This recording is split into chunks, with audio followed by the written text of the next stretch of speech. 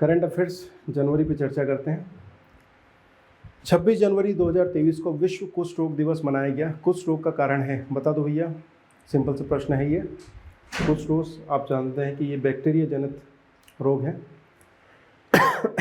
विश्व कुष्ठ रोग दिवस 29 जनवरी की 26 जनवरी है? ये तो 26 जनवरी को मनाते हैं ना। अच्छा 29 जनवरी, ओके, मैंने 26 पढ़ लिया। 29 जनवरी को मनाते हैं। इसे हैंसन रोग भी कहते हैं और माइकोबैक्टीरियम लेप्री नामक जो जीवाणु है उसके कारण होता है। इसके उपचार के लिए MDT multi drug therapy use की जाती है। पहले एक बहुत बड़ी समस्या थी, अब इतना बड़ा बुरा नहीं माना जाता इसको। अगला, जनवरी की किस तारीख को राष्ट्रीय महिला आयोग स्थापना दिवस मनाया जाता है? राष्ट्रीय महिला आयोग स्थापना दिवस, हाँ जी 9 स्टार क्वेश्चन आ गया है। राष्ट्रीय महिला आयोग यूनिट नंबर 10 महत्वपूर्ण है आप लोगों के लिए। आंसर भी सही है आपका और वो है 31 जनवरी। प्रत्येक वर्ष 31 जनवरी को राष्ट्रीय महिला आयोग स्थापना दिवस मनाते हैं। 31 जनवरी 1992 को ही राष्ट्रीय महिला आयोग की स्थापना हुई थी। राष्ट्रीय महिला आयोग को आप जानते हैं कि एक संवैधानिक निकाय है, संवैधानिक नहीं, वैधानिक निकाय है, क्योंकि इसकी स्थापना एक कानून द्वारा की गई थी। ठीक, राष्ट्रीय महिला आयोग अधिनियम 1990 के द्वारा इसकी स्थापना हुई थी। फरवरी 2023 की स्थिति में आज की बात करें तो रेखा शर्मा जी हुए अप्रैल 2023 में भी यही है राष्ट्रीय महिला आयोग की अध्यक्ष। रेखा शर्मा 3 साल कार्यकाल के लिए नामांकित हो गई है फिर से। तो केंद्र सरकार ने राष्ट्रीय महिला आयोग अधिनियम 1990 की धारा 3 के तहत श्रीमती रेखा शर्मा को राष्ट्रीय महिला आयोग की अध्यक्ष के रूप में 3 साल के एक अन्य कार्यकाल के लिए नामांकित किया है। तो 2025 है ना, इनका जो अगला कार्यकाल है वो 7 अगस्त 2021 से प्रभावी होगा और 65 वर्ष की उम्र तक, अथवा ठीक है 65 वर्ष तक चलता रहेगा अगले कार्यकाल। ठीक, खेलो इंडिया यूथ गेम्स, अच्छा रेखा शर्मा जी हैं, ध्यान दीजिएगा, इस पर मैं टिक कर देता हूँ। रेखा शर्मा जी, ये 17 स्टार नाम है, गड़बड़ मत करिएगा, है ना, रेखा शर्मा जी। ठीक, लिख लीजिएगा। नेक्स्ट क्वेश्चन है, खेलो इंडिया यूथ गेम्स 2022 के 5वें संस्करण का उद्घाटन कहाँ किया गया? खेलो इंडिया यूथ गेम्स का 5वां संस्करण आप सभी जानते हैं कि ये उद्घाटन भोपाल हुआ है। इसके अलावा इंदौर, भोपाल, ग्वालियर, जबलपुर आदि शहरों में इनके गेम्स हुए हैं। तो उद्घाटन भोपाल में है। भोपाल में कौन सा? तात्या टोपे स्टेडियम। पूछा जा सकता है आपके लिए कि तात्या टोपे स्टेडियम कहाँ पर है? वहीं पर है ना, भोपाल में। 30 जनवरी से लेकर 11 फरवरी 2023 तक खेलो इंडिया यूथ गेम्स 27 मुकाबले, 10,000 से अधिक खिलाड़ी, 8 शहर में आयोजन होगा। खेलो India youth games Madhya Pradesh, जनवरी फरवरी 2023 छपा हुआ है एग्ज़ाम में 17 स्टार क्वेश्चन। ठीक, चलिए बढ़िया। तात्या टोपे स्टेडियम कहाँ पर है? भोपाल में, भूलिएगा मत। नेक्स्ट क्वेश्चन, 30 जनवरी 2023 को निम्नलिखित में से किसकी याद में शहीद दिवस मनाया जाता है? शहीद दिवस आपको पता ही है, महात्मा गांधी को 30 जनवरी 1948 को नाथुराम गोडसे ने गोली मारी थी और तब से हम 30 जनवरी को क्या कह रहे हैं? शहीद दिवस के रूप में। दिल्ली के बिरला हाउस में शाम की जो समय था उस समय प्रार्थना के लिए जा रहे थे, वहीं पर गोली मारी थी। शहीद दिवस के रूप में मनाते हैं। कुछ अन्य शहीद दिवस भी देख लीजिए। 23 मार्च भगत सिंह, राजगुरु तथा सुखदेव को फांसी पर लटकाया गया था। 23 मार्च को शहीद दिवस मनाते हैं। इसके अलावा 19 मई को असम में 19 मई 1961 को राज्य पुलिस द्वारा मारे गए लोगों की याद में शहीद दिवस मना रहे हैं वहाँ पर। 13 जुलाई जम्मू कश्मीर के महाराजा हरि सिंह के शासन के खिलाफ प्रदर्शन करते समय मारे गए कश्मीर के युवाओं की याद में 13 जुलाई को शहीद दिवस मनाते हैं। 17 नवंबर उड़ीसा में इस दिन लाला लाजपत राय की पुण्यतिथि की याद में शहीद दिवस मनाते हैं। 19 नवंबर रानी लक्ष्मीबाई की जयंती शहीद दिवस के रूप में मनाते हैं। 1857 में योगदान दिया था। इसके अलावा 24 नवंबर गुरु तेग बहादुर सिंह की पुण्यतिथि, इसको भी शहीद दिवस के रूप में मनाते हैं। नेक्स्ट क्वेश्चन है, केल्प वन पाए जाते हैं। केल्प वन आपको पता है कि ये सामुद्रिक जलीय पारिस्थितिकी से जुड़े हुए हैं, केल्प वन। ठीक है, अगला, ठीक है। जनवरी 2023 को भारतीय महिला क्रिकेट टीम द्वारा पहली बार अंडर 19 T20 विश्व कप जीता गया। फिर से ध्यान दीजिएगा, भारतीय महिला क्रिकेट टीम द्वारा अंडर 19 T20 विश्व कप जीता गया। भारत ने फाइनल में किस टीम को पराजित करके जीता है? आंसर ध्यान दीजिएगा, ये है इंग्लैंड। आने वाला समय महिला क्रिकेट टीम का भी है, भूलेगा मत। 29 जनवरी 2023 को भारतीय महिला क्रिकेट टीम द्वारा अंडर 19 T20 वर्ल्ड कप जीता गया। भारतीय टीम द्वारा जीता गया पहला T20 वर्ल्ड कप है महिला टीम द्वारा, है ना, अंडर 19। नेतृत्व शेफाली वर्मा ने किया है, जो कि सीनियर टीम में भी खेलती है। इंग्लैंड को 7 विकेट से हराया और जीत गए हम लोग। निम्नलिखित में से किस स्थान पर अमृत उद्यान स्थित है? तो दिल्ली का मुगल गार्डन आपको पता ही है अब क्या हो गया है, अमृत उद्यान, तो ये दिल्ली में स्थित है। दिल्ली स्थित राष्ट्रपति भवन के प्रसिद्ध मुगल गार्डन को अब अमृत उद्यान के नाम से जाना जाता है। 1917 में बागवानी विशेषज्ञ विलियम मस्टो के सहयोग से एडविन लुटियंस द्वारा इसे स्थापित किया गया था। लुटियंस की दिल्ली है ना, दिल्ली का खाका तैयार किया था लुटियंस महोदय ने। चारबाग शैली में निर्मित है। चारबाग शैली मुगल स्थापत्य कला का एक तरीका है, तौर तरीका है। जनवरी 2023 वहाँ में चर्चा में रही पश्मीना शॉल का संबंध किस राज्य से है? पश्मीना शॉल अगर आपको ढूंढनी है तो जाइएगा पश्मीना बकरियाँ, तो ये कश्मीर में मिलेगी आपको। पश्मीना शॉल आपको कश्मीर में बनाई हुई मिलेगी। कश्मीर से है। लद्दाख में पाई जाने वाली चांग थाकी बकरियों के ऊन से इसको बनाया जाता है। यहाँ पर चांगपा नामक खानाबदोश समुदाय है जो कि पशुचारण से जुड़ा हुआ है। वही लद्दाख और तिब्बत क्षेत्र में पश्मीना बकरियों को पालते हैं और उनसे ऊन निकालते हैं, जिससे पश्मीना शॉल बनती है। लंपी स्किन डिजीज़ या गांठदार त्वचा रोग का संबंध है। आपने देखा कि दिसंबर के महीने में मवेशियों में LSD या लंपी स्किन डिजीज़ देखी गई है ना, ठीक है। लंपी स्किन डिजीज़ मवेशियों में होने वाला एक रोग है जो कि लंपी स्किन डिजीज़ के नाम से जाना जाता है। पंजाब में काफ़ी प्रभाव देखा गया इसका। वायरस जनित रोग है ये, है ना। नेक्स्ट क्वेश्चन है, जनवरी के महीने में ही 2023 में पद्मश्री से सम्मानित आंध्र प्रदेश के CV राजू, पद्मश्री CV राजू, इनका संबंध किस क्षेत्र से है ये पूछा गया है। गुड़िया शिल्पकला, महेश्वरी साड़ी निर्माण कला, मूर्तिकला या एटिकोप्पका शिल्पकला? वही है एटिकोप्पका शिल्पकला, ठीक। एटिकोप्पा शिल्पकला विशेष प्रकार के खिलौने बनाने के लिए जानी जाती है ना। ये पारंपरिक कार्यक्रम है, लकड़ी के खिलौने बनाते हैं ये। एटिकोप्पा शिल्पकला, इसके लिए GI टैग भी दिया गया है। आंध्र प्रदेश विशाखापट्टनम क्षेत्र में काफ़ी फेमस है ये। एटिकोप्पा खिलौना पूरी तरह से इको फ्रेंडली है, ये भी बता रहे हैं, अच्छी बात है, पर्यावरण हितैषी है। प्रधानमंत्री की सराहना और राष्ट्रपति से पुरस्कार, है ना। मन की बात प्रोग्राम में CV राजू के प्रयासों की सराहना की थी। वाह भैया वाह, बढ़िया। सिमलीपाल राष्ट्रीय उद्यान चर्चा में रहा। हाँ जी बिल्कुल, 7 स्टार है, 11 स्टार लगाइए बल्कि एटिकोप्पा को, राजू भाई साहब को। सिमलीपाल राष्ट्रीय उद्यान कहाँ पर है? उड़ीसा, लगा दें, ठीक। सिमलीपाल राष्ट्रीय उद्यान उड़ीसा में देखने को मिलेगा आपको। सिमलीपाल राष्ट्रीय उद्यान उड़ीसा के मयूरभंज जिले में स्थित है और यहाँ पर शिकार संबंधी गतिविधियों के कारण ये चर्चा में रहा है। हाथियों के रिजर्व या संरक्षण के लिए जाना जाता है ये। इसको 1956 में टाइगर रिजर्व भी घोषित किया गया था। 1973 में प्रोजेक्ट टाइगर के अंतर्गत भी लिया गया। भारत सरकार द्वारा इसे बायोस्फीयर रिजर्व भी घोषित किया गया है और इसके अलावा ये बायोस्फीयर रिजर्व की सूची जो कि यूनेस्को की वर्ल्ड नेटवर्क साइट है उसमें भी शामिल है 2009 से, तो ध्यान दीजिएगा। उड़ीसा के कुछ अन्य प्रमुख संरक्षित क्षेत्र में जैसे भीतरकनिका राष्ट्रीय उद्यान, चिल्का वन्यजीव अभयारण्य, चिल्का झील भी यहीं पर स्थित है।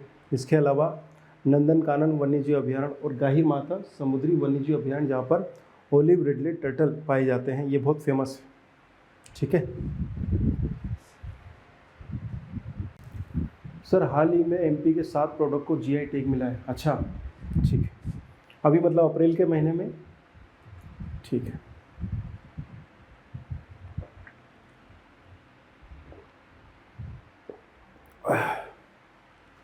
ठीक, मैं देख लूँगा भाई, है ना इसको, अभी अप्रैल महीने का बचा है तो देख लूँगा। एक अगला पद है जिसको बोलते हैं शॉर्ट सेलिंग, शेयर मार्केट से जुड़ा हुआ है, आप सभी जानते हैं शॉर्ट सेलिंग।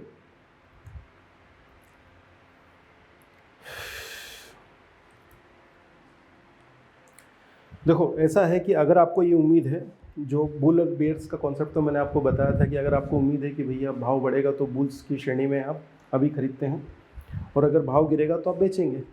तो खासकर ऑप्शन ट्रेडिंग में शॉर्ट सेलिंग होती है, जिसमें कोई व्यक्ति अभी बेच देता है, वो चीज़ आपके पास उपस्थित नहीं है, तब भी ऑप्शन ट्रेडिंग में शॉर्ट सेलिंग के नाम पर आता है। दूसरे लोग उसको खरीदते हैं और इससे अगर उस शेयर का भाव गिरता है तो उसको फ़ायदा होता है।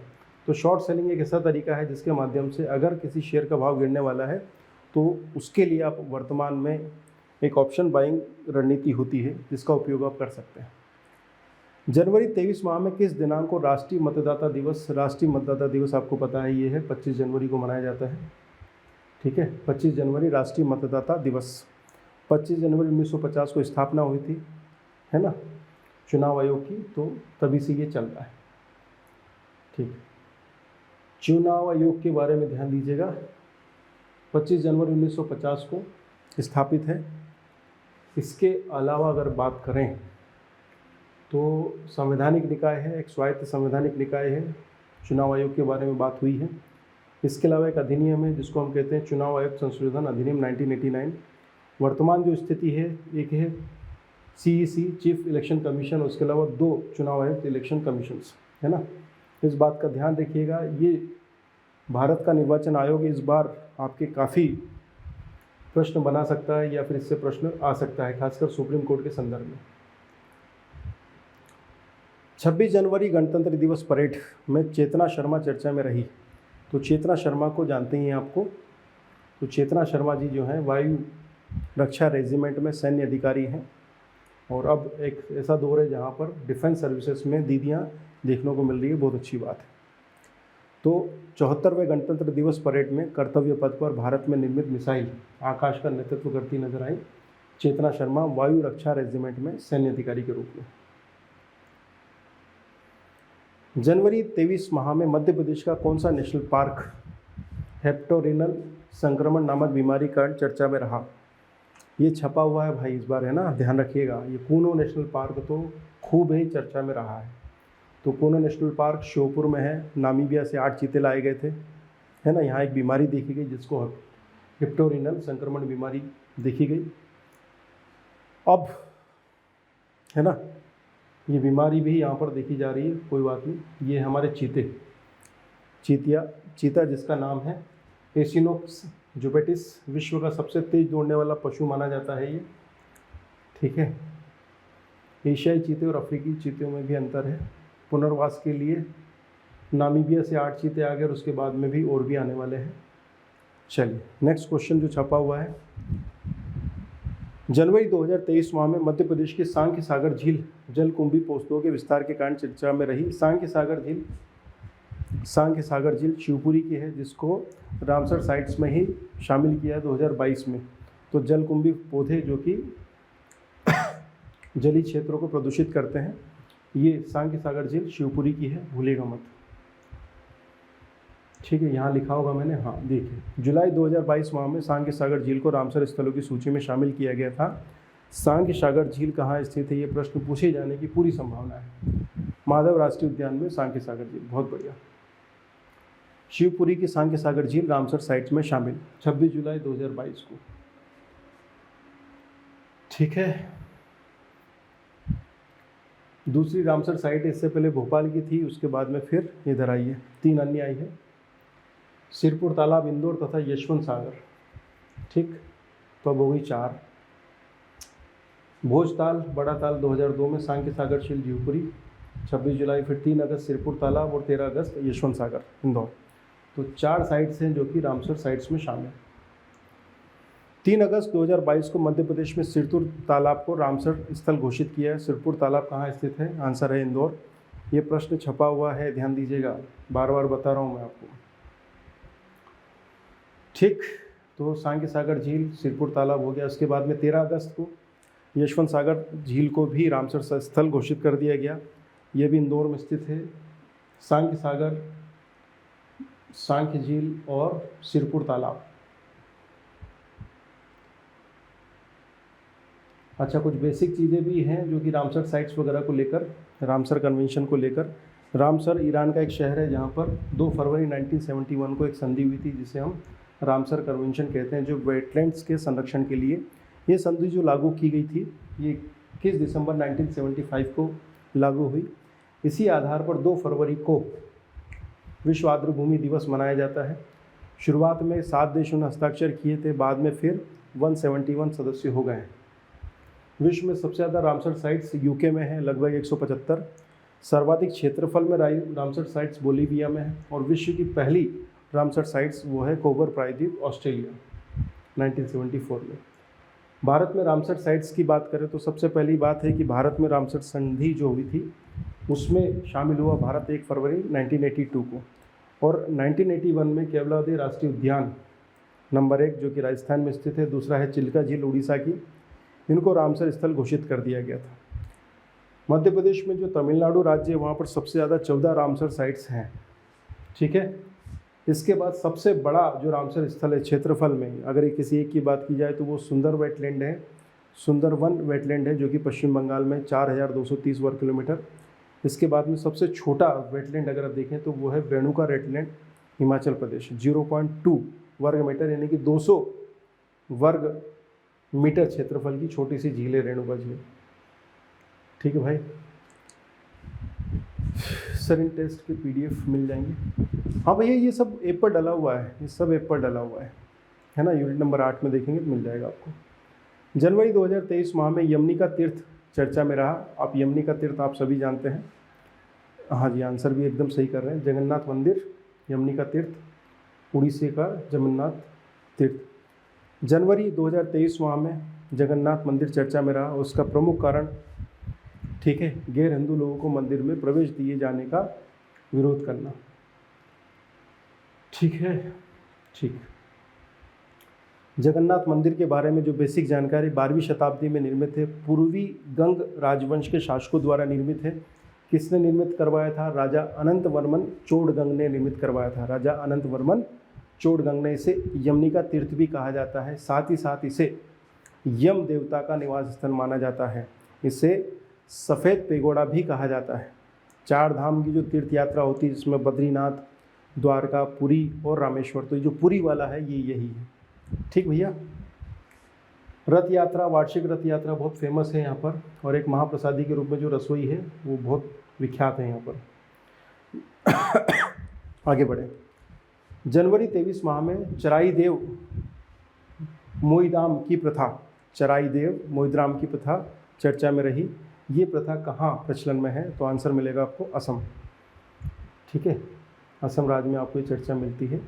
चराई देव मोईदाम की प्रथा असम राज्य के ताई अहोम समुदाय में पाई जाने वाली मृत्यु संस्कार प्रणाली है, जिसे टीला दफन प्रणाली भी बोलते हैं। मेगालिथिक कल्चर आपने देखा होगा। मेगालिथिक कल्चर के बारे में इसी तरह का मामला है, बस वो है कि मेगालिथिक कल्चर में शव को दफनाने के बाद ऊपर एक बड़े बड़े पाषाण स्तंभ रख दिए जाते थे, उसी तरह का मामला है ये। ठीक है। जनवरी 2023 माह में केंद्र सरकार ने असम के चराई देव मोईदाम यूनेस्को विश्व सांस्कृतिक विरासत स्थल के रूप में नामित करने का निर्णय लिया है। अगर आप ये देखेंगे साइट्स को तो ये देखिए छोटे छोटे टीलों पर इन्होंने क्या बना रखा है। ये ऊपर से खींचा हुआ फोटो है, यहाँ पर गाड़ा गया है लोगों को, और ये एक प्रकार के ऐसे स्थल है जहाँ जाकर ये अपने पूर्वजों को याद करते हैं। चलिए, जनवरी के महीने में लचित बोरफुकन चर्चा में रहे। लचित बोरफुकन आप सभी जानते हैं कि ये असम राज्य से हैं, बिल्कुल एकदम रटा हुआ मामला है लचित बोरफुकन। 1671 की सरायघाट की लड़ाई है असम राज्य की।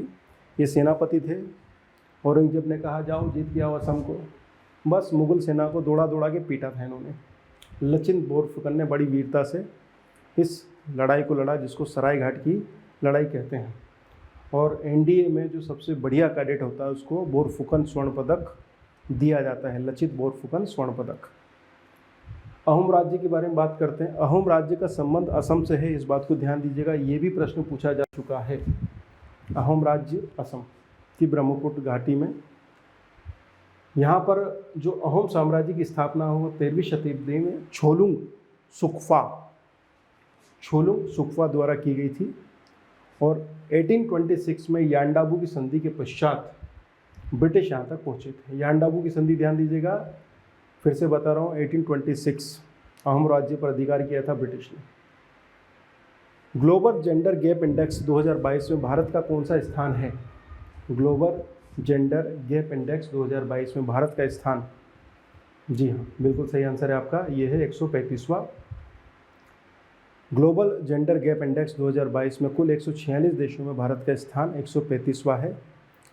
ग्लोबल जेंडर गैप इंडेक्स किसके द्वारा प्रस्तुत किया जाता है? विश्व आर्थिक मंच द्वारा, वर्ल्ड इकोनॉमिक फोरम द्वारा प्रस्तुत किया जाता है हर साल। सबसे बेहतर स्थिति आइलैंड की है, विश्व आर्थिक मंच द्वारा प्रदर्शित मतलब ये रिपोर्ट दी जाती है। सबसे नीचे स्थान पर अफगानिस्तान है। इसके अलावा इसमें आर्थिक क्षेत्र में महिलाओं की भागीदारी, शिक्षा में, स्वास्थ्य में और राजनीति के क्षेत्र में 146 देशों में भारत का 135वां स्थान है। बस इतना ही ध्यान रखिएगा। अगला प्रश्न सामने है आपके। विश्व आर्थिक मंच वही WEF world economic forum world gender gap report जो प्रस्तुत करती है, इसका मुख्यालय स्विट्ज़रलैंड के जेनेवा में देखने को मिलेगा। बहुत अच्छी बात है। विश्व आर्थिक मंच का मुख्यालय जेनेवा, स्विट्ज़रलैंड।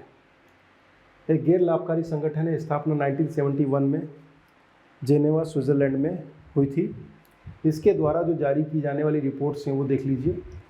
वैश्विक लैंगिक अंतराल रिपोर्ट सबसे महत्वपूर्ण है। इसके अलावा वैश्विक जोखिम रिपोर्ट, ग्लोबल रिस्क रिपोर्ट, ऊर्जा संक्रमण सूचकांक, एनर्जी ट्रांजिशन इंडेक्स, इनमें बस एक ही बहुत फेमस है और वो ध्यान दीजिएगा, वैश्विक लैंगिक अंतराल रिपोर्ट।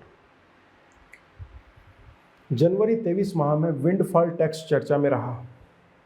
ठीक है, तो विंडफॉल टैक्स कैसा कर है यही पूछा जाएगा जी। कुछ नहीं है, अचानक किसी कंपनी को यूं ही परिस्थितियां बदले और लाभ मिलने लगे तो सरकार कहेगी कि जो अतिरिक्त लाभ है तो हमें अतिरिक्त कर दे दो। विंडफॉल टैक्स बोल रहे हैं बस उसको। किसी कंपनी द्वारा अप्रत्याशित लाभ अर्जित करने की स्थिति में उस लाभ पर लिया जाने वाला कर है ये विंडफॉल टैक्स।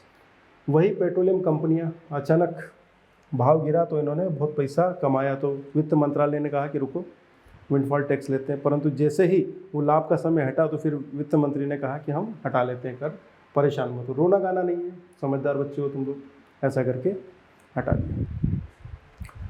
जनवरी 23 माह में भारत ने किस अन्य देश के साथ मिलकर वरुण नामक युद्धाभ्यास, वरुण युद्धाभ्यास आप जानते हैं भारत तथा फ्रांस के साथ मिलकर किया है।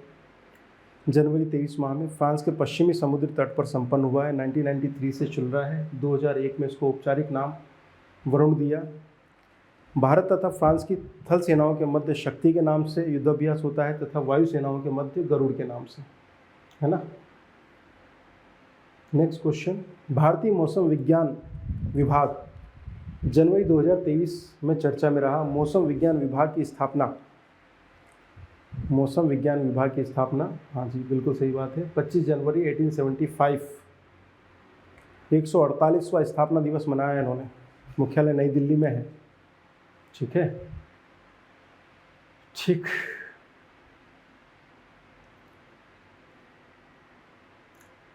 मध्य प्रदेश का वो कौन सा जिला है जो जनवरी 2023 में 5G तकनीक लागू करने वाला देश का पहला आकांक्षी जिला बन गया है?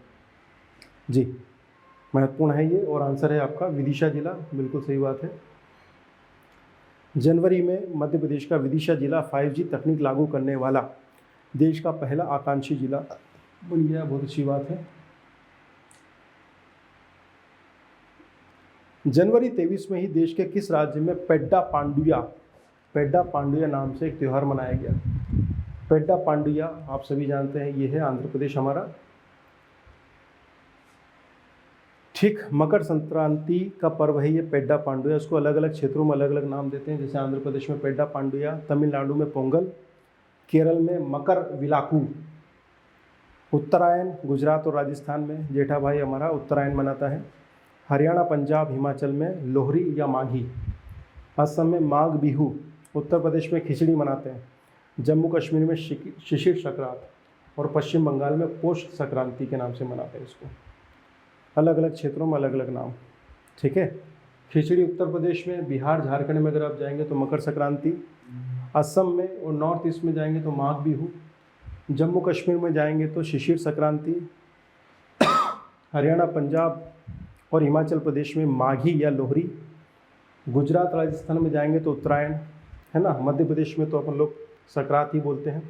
मकर संक्रांति उड़ीसा मध्य प्रदेश बोल सकती है। पेड्डा पांड्या आंध्र प्रदेश में। पोंगल तमिलनाडु में। मकर विलाकू मालाबार तट अर्थात केरल में। और मकर संक्रमणा ये कर्नाटका में। ठीक है, नेक्स्ट क्वेश्चन की तरफ चलते हैं। जनवरी 23 माह में प्रधानमंत्री नरेंद्र मोदी ने किस स्थान से विश्व की सबसे लंबी नदी क्रूज एमवी गंगा विलास को हरी झंडी दिखाई और रवाना किया? ठीक है, आंसर पता ही है, अपने संसदीय क्षेत्र वाराणसी से, और इसके टिकट ऑलरेडी बुकड हैं पूरे के पूरे।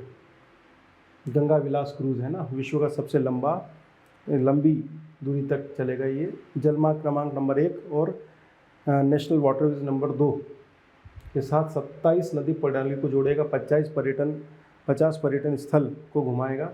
बड़ी अच्छी बात। चलिए आगे बढ़े।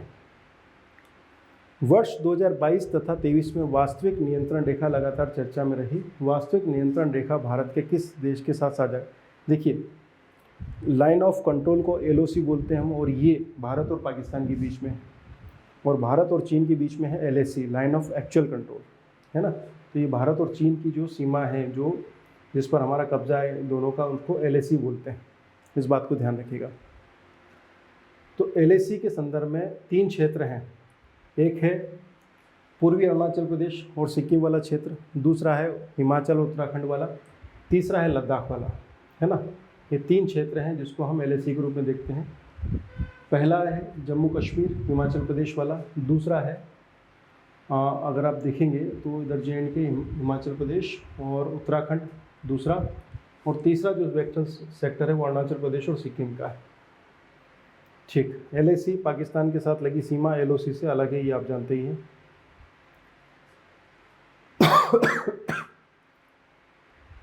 ठीक, जनवरी के महीने में अय्यूनुर अम्मानूर उत्सव मनाया गया।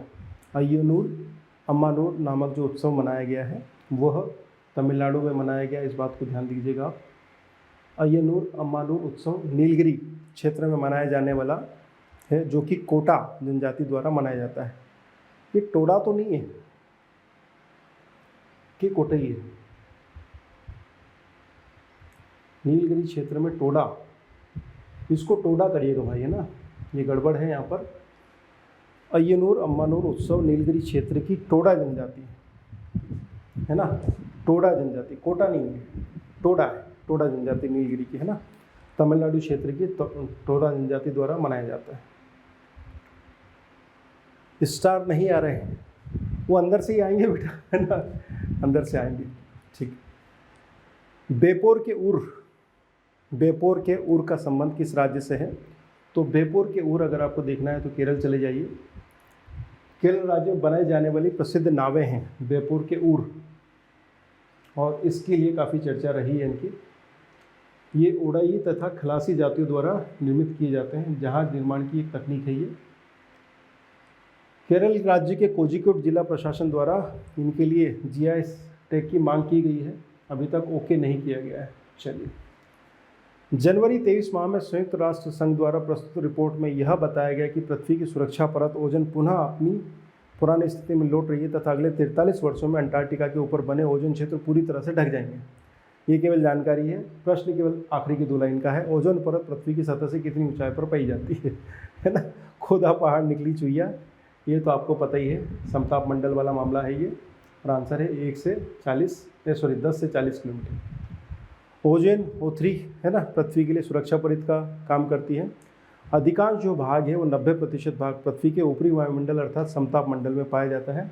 10 से 40 किलोमीटर क्षेत्रफल। पराबैंगनी किरणों को रोकती है और ओजोन छिद्र के लिए या ओजोन विनाश के लिए उत्तरदायी है CFC, क्लोरोफ्लोरोकार्बन, हाइड्रोक्लोरोफ्लोरोकार्बन HCFC, और halon gases, methyl bromide, carbon tetrachloride और मिथाइल क्लोरोफॉर्म। ये सभी कुछ UPSC में, UPPCS में, राजस्थान में ये पूछा जा चुका है ना। IAS ने 3 बार प्रश्न बनाए हैं इस पर। ठीक है, ओजोन संरक्षण के लिए वीना कन्वेंशन, मॉन्ट्रियल प्रोटोकॉल 1987 का, किंगाली समझौता, ये ध्यान दीजिएगा। जनवरी 23 के महीने में देश के किस शहर में छठा ग्लोबल इन्वेस्टर समिट का आयोजन किया गया? ये लो भैया, आपका 17 स्टार आ गया है, ये छपा हुआ है। ठीक, छठा ग्लोबल इन्वेस्टर समिट जनवरी 2023 में अपने इंदौर के ग्लोबल कन्वेंशन सेंटर बोलते हैं ना, ग्लोबल इन्वेस्टर समिट का प्रयोग हुआ है। ठीक है, फ्यूचर रेडी। सूरीनाम के राष्ट्रपति यहाँ पर आए, उन्होंने भाषण भी दिया, 500 से ज़्यादा उद्योगपति भी आए। इंदौर में निवेश का एक नया दौर, बातें तो हुई है, बात भी हो जाए।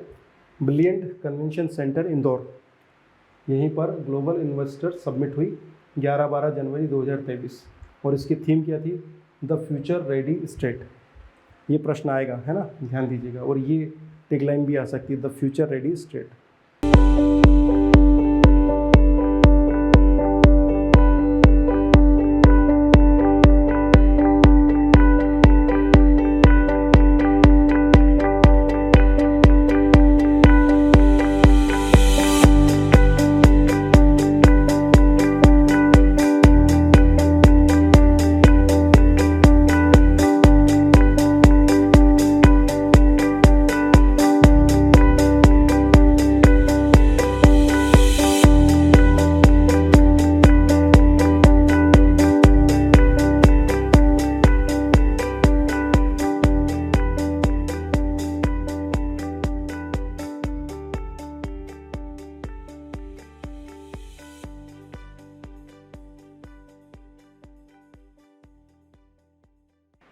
जनवरी 2023 माह में दीपोर बिल वेटलैंड चर्चा में रहा। दीपोर बिल वेटलैंड आप सभी जानते हैं कि यह असम में स्थित है। दीपोर बिल वेटलैंड असम राज्य में स्थित एकमात्र रामसर साइट है जो कि असम की है। ठीक है, गुवाहाटी का दीपोर बिल पक्षियों के लिए विख्यात है। ये Deepor bill wetland sites Assam. ठीक है, जनवरी 23 में मानव तथा वन्यजीव संघर्ष के कई उदाहरण आपको वायनाड वन्यजीव अभयारण्य में देखे गए। वायनाड वन्यजीव अभयारण्य, वायनाड अभयारण्य आपको पता है केरल में है, बिल्कुल सही बात है।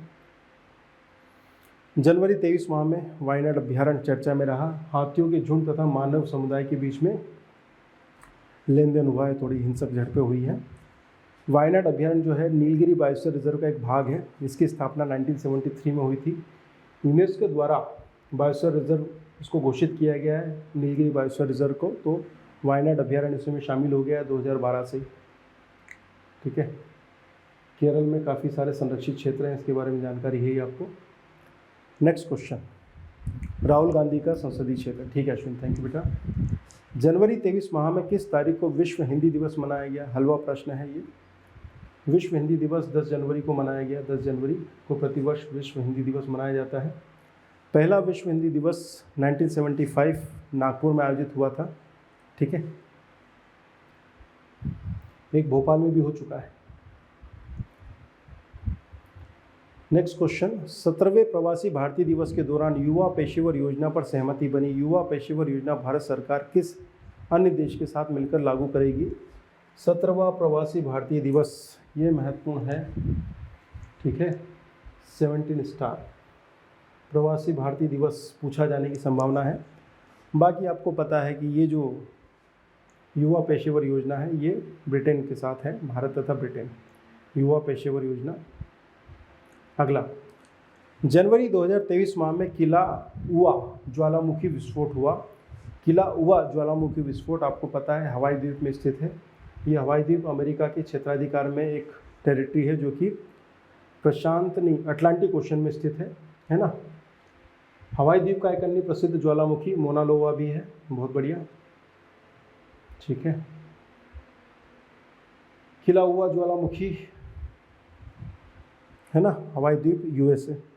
यहीं पर पर्ल हार्बर नामक एक बंदरगाह भी था, नौसैनिक अड्डा था, जिस पर सेकेंड वर्ल्ड वॉर के दौरान जापान ने हमला किया था और उसके बाद अमेरिका सेकेंड वर्ल्ड वॉर में कूद गया था। ठीक है, मोना लोआ एक अन्य महत्वपूर्ण है। भारत में ज्वालामुखी बैरन द्वीप आपको पता ही है, नारकोंडम भी है ना, ध्यान दीजिएगा। चलिए ज्वालामुखियों पे काफ़ी चर्चा हुई, काफ़ी हुई, ठीक है। हाँ, 2022 में तथा 2023 में संगे ज्वालामुखी चर्चा में रहा।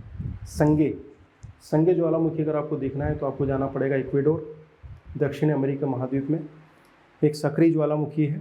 इक्वेडोर के कुछ अन्य ज्वालामुखी में कोटोपैक्सी बहुत फेमस है, कैम्बे और पिंचिचा, ठीक है। संगे ज्वालामुखी बस लोकेशन ध्यान दीजिएगा, इक्वेडोर है ना, ठीक। संगे ज्वालामुखी यहीं पर मिलेगा। माउंट मेरापी, बताइए भैया, माउंट मेरापी चर्चा में रहा। अगर आपको माउंट मेरापी देखना है तो कहाँ जाएंगे? माउंट मेरापी जाइए आप, इंडोनेशिया, ठीक है। इंडोनेशिया का माउंट मेरापी ये भी एक सक्रिय ज्वालामुखी है। 2020 से ही ये धकाधक जल रहा है, 2020, 21, 22 चर्चा में रहा सक्रिय ज्वालामुखी, पर आप बेसिक जानकारी रखते ही हैं। अगला 2023 में ताल ज्वालामुखी आया है, और अगर ताल ज्वालामुखी अगर आपको देखना हो तो आप देखने जाएंगे कहाँ पर? फिलीपींस में जी।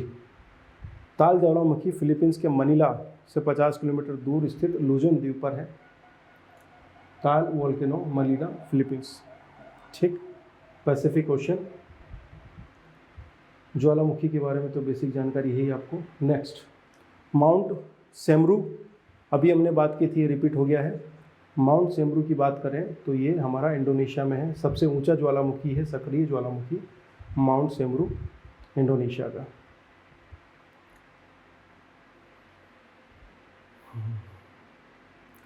जनवरी 2023 में विश्व कप हॉकी टूर्नामेंट का 15वां संस्करण कहाँ आयोजित हुआ? आइए, महत्वपूर्ण प्रश्न, 13 स्टार क्वेश्चन है ये, आप लगा सकते हैं इसको, महत्वपूर्ण है ये। आंसर क्या है पता है ना सबको? हाँ, उड़ीसा। भारत की स्थिति अच्छी नहीं रही, हालांकि उम्मीद अच्छी थी कि भैया भारत जीत सकता है, पर ऐसा हुआ नहीं, कोई बात नहीं। जनवरी 2023 माह में विश्व कप हॉकी टूर्नामेंट का 15वां संस्करण उड़ीसा में आयोजित किया गया है ना। 15वें पुरुष हॉकी विश्व कप का टूर्नामेंट जो हुआ वह भुवनेश्वर तथा राउरकेला में 13 जनवरी से 29 जनवरी के बीच में हुआ है, ठीक है। इसमें 16 देश, 17 दिन और एक चैंपियन है ना। भारत पूल डी में था, कोई बात नहीं।